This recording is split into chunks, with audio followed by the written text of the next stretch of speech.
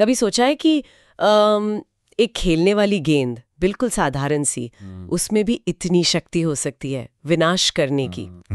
या फिर आंखों का बस एक इशारा बिना कुछ बोले कैसे पूरी कहानी बदल सकता है। हाँ, ये बातें सोचने वाली तो हैं। तो आज हम शिव पुराण की रुद्र संहिता, मतलब वो हिस्सा जहाँ शिवजी के युद्धों का वर्णन है, वहां से ली गई एक ऐसी ही कथा पर बात करेंगे जी। ये कहानी है दो बहुत शक्तिशाली दैत्यों की, विदल और उत्पल, और कैसे देवी पार्वती ने, आप यकीन नहीं करेंगे, सिर्फ एक गेंद से उनका अंत कर दिया। हाँ, ये कथा वाकई अद्भुत है। हमारे पास जो जानकारी है वो सनत कुमार जी ने व्यास जी को सुनाई थी और फिर सूत जी ने ऋषियों को।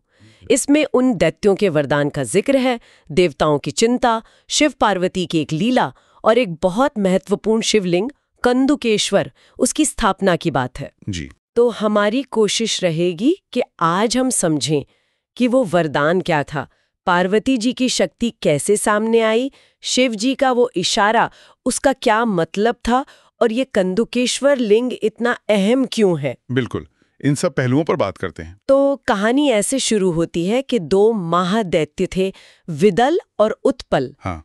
और उन्हें ना ब्रह्मा जी से एक खास वरदान मिला हुआ था। हाँ, वरदान ये था कि कोई भी पुरुष उन्हें मार नहीं सकता, कोई भी नहीं। और इसी वरदान के दम पे उन्होंने क्या किया कि देवताओं को ही हरा दिया युद्ध में। अब देवता परेशान, जाहिर है वो पहुंचे ब्रह्मा जी के पास मदद के लिए। हाँ, तो ब्रह्मा जी ने उन्हें धीरज दिया। उन्होंने कहा कि घबराओ मत, इनका अंत देवी शिवा मतलब पार्वती जी उन्हीं के हाथों होगा, क्योंकि वरदान में स्त्री का जिक्र नहीं था। अच्छा, ये बात थी जी। ये देवताओं के विश्वास और आप कह सकते कि सृष्टि के संतुलन में स्त्री शक्ति के महत्व को भी दिखाता है। शिव और शिवा ही आखिर में कल्याण करेंगे, ऐसा उन्होंने कहा। इसी बीच कहीं से नारद मुनि जी आ गए और उन्होंने इन दैत्यों के सामने देवी पार्वती के रूप सौंदर्य की खूब प्रशंसा कर दी। हाँ, नारद जी का तो काम ही है सूचनाएं इधर से उधर करना, और कभी-कभी उससे ऐसी स्थितियां बन जाती हैं। और बस वो दैत्य विदल और उत्पल देवी के बारे में सुनकर मोहित हो गए। उन्होंने सोचा कि इनका तो अपहरण करना चाहिए। उनकी बुद्धि दैत्यों वाली ही थी। हाँ, तो वे शिवजी के गणों का रूप धरकर कैलाश पर्वत पर पहुंच गए, उस जगह जहां पार्वती जी थीं, और वो खेल खेल में एक गेंद उछाल रही थीं। बिल्कुल, लीला चल रही थी वहां। अब यहाँ कहानी में एक दिलचस्प मोड़ आता है। शिवजी भी वहीं थे। उन्होंने उन दैत्यों को देखते ही पहचान लिया कि ये गण नहीं है, ये तो दैत्य हैं। हाँ, महादेव तो त्रिकालदर्शी हैं, उनसे क्या छुपा है। पर उन्होंने कुछ कहा नहीं, बस आंखों ही आंखों में इशारा किया, जिसे कटाक्ष कहते हैं, पार्वती जी को सावधान कर दिया। और देखिए, ये सिर्फ एक इशारा नहीं था, ये शिव और पार्वती के बीच जो गहरा संबंध है, जो समझ है बिना शब्दों के संवाद, उसका प्रमाण है। सही बात है।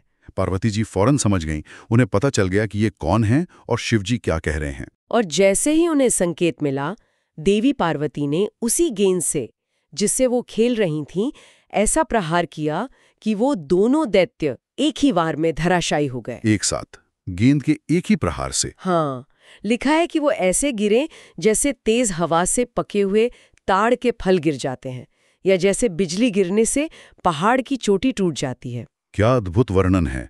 मतलब खेल की चीज संहार का हथियार बन गई। वही तो। और यहाँ समझने वाली बात यह है कि जिस जगह पर वो दैत्य गिरे, जहां उन्होंने प्राण छोड़े, वहां फौरन ही एक लिंग प्रकट हो गया, स्वयंभू लिंग। अच्छा। हाँ, और क्योंकि वो गेंद यानी कंदुक उनके अंत का कारण बनी, इसीलिए वो लिंग कंदुकेश्वर कहलाया। ओहो, कंदुक यानी गेंद, तो कंदुकेश्वर। बिल्कुल।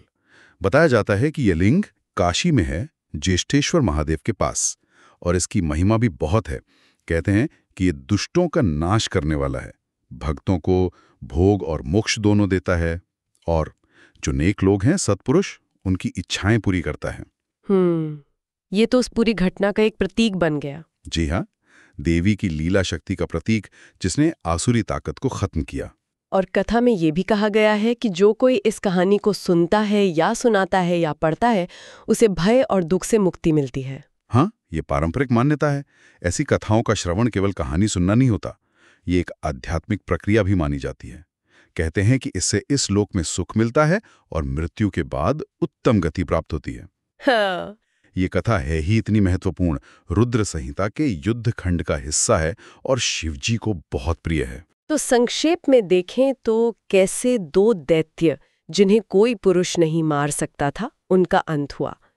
ब्रह्मा के वरदान में जो बारीकी थी, देवी पार्वती की वो सहज शक्ति जो खेल में भी प्रकट हो गई, और शिव जी का वो एक छोटा सा पर कितना निर्णायक इशारा, और फिर प्रतीक के रूप में कंदुकेश्वर लिंग की स्थापना। बिल्कुल सही।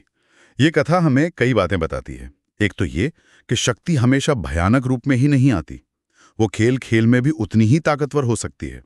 दूसरा, दिव्य चेतनाओं के बीच संवाद, वो सिर्फ शब्दों से नहीं होता, संकेतों से भी होता है, और कितना गहरा होता है। और हाँ, ये वरदानों की प्रकृति पर भी सोचने को मजबूर करती है।